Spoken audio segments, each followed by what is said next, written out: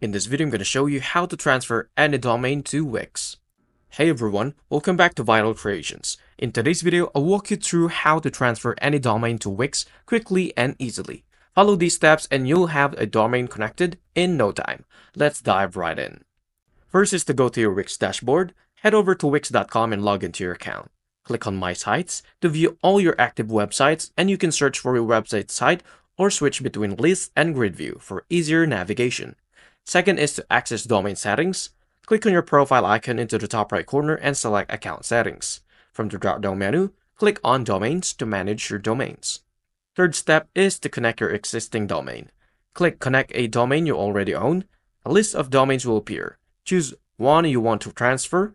You'll need a WIX Premium plan to connect a domain, but if you don't have one, WIX will prompt you to upgrade. Fourth is to assign the domain to a site. Find your domain in the list and click the three dots, which you'll find next to it, and select Assign Domain to another website. And then choose the website you want to assign the domain to and confirm the changes. Fifth step is to update DNS settings if only required.